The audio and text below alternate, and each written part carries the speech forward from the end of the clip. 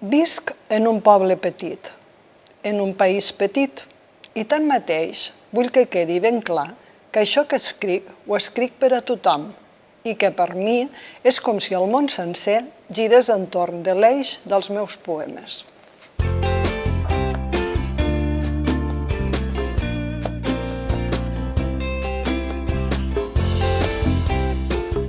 Bona tarda. Avui, més que recomanar-vos un llibre en especial, voldria parlar-vos d'un il·lustrador català.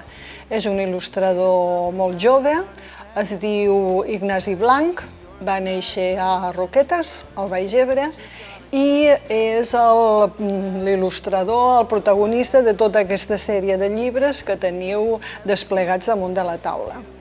Ell va estudiar a la Universitat de Barcelona, es va llicenciar en Belles Arts i després va aconseguir 2 beques Cirit que li van permetre d'anar a estudiar a l'estranger i fer una ampliació dels seus estudis.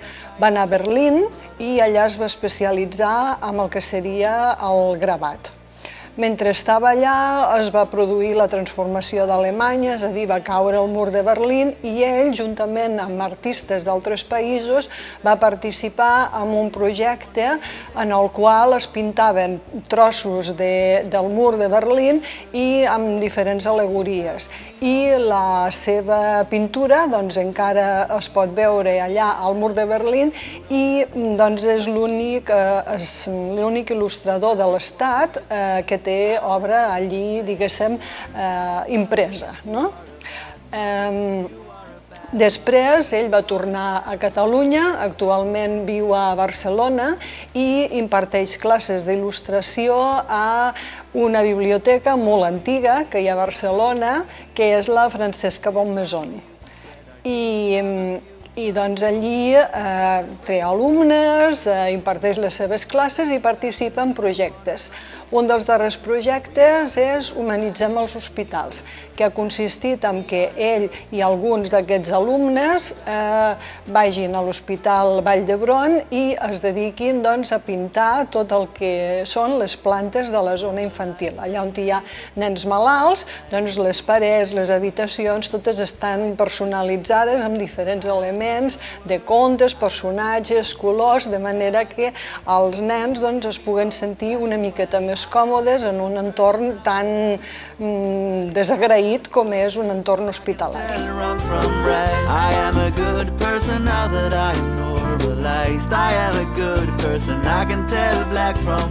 A la biblioteca tenim diverses obres de l'Ignasi Blanch, com us he comentat abans, i una de les primeres és aquesta, El lladre de Melix, on diguéssim que ja hi ha alguna de les seves característiques com a il·lustrador, que són aquests ulls lleugerament ametllats, però que és bastant diferent a la il·lustració que fa actualment.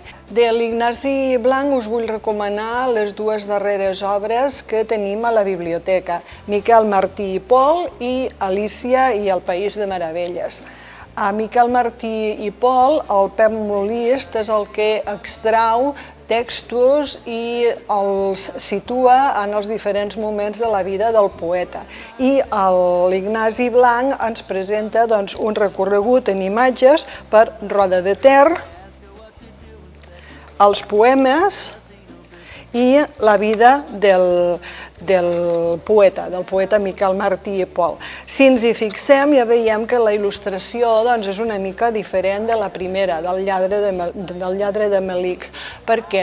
Perquè té un traç, diguéssim que bastant més estilitzat, com a més espontani, i després la gamma cromàtica està molt centrada en el que serien blancs, negres, grisos, i després també hi ha alguna tonalitat d'ocre que es va repetint en els textos. L'altre llibre és Alícia i el País de Meravelles. Si us fixeu, continua predominant la gamma aquesta cromàtica, negra, grisa, blava, i ens presenta aquest clàssic de la literatura infantil, l'Alícia en Terra de Meravelles, l'Alícia en el País de les Meravilles, com s'ha traduït de diverses maneres. La gràcia d'aquesta versió, a part de la gràcia, diguéssim, de la il·lustració de l'Ignasi Blanc, és l'aproximació que es fa a l'obra. No és una adaptació ni tampoc una extrapolació d'aquelles situacions més significatives de l'obra, sinó que ens situa en el moment en què Lewis Carroll o Charles Dodgson, que és com realment es deia, comparteix una excursió en barca amb la família Liddell, una de les integrants de la qual és Alicia. I aquesta nena, Alicia, és la que es convertirà en la protagonista d'aquest conte que s'ha convertit, doncs això, en un clàssic universal.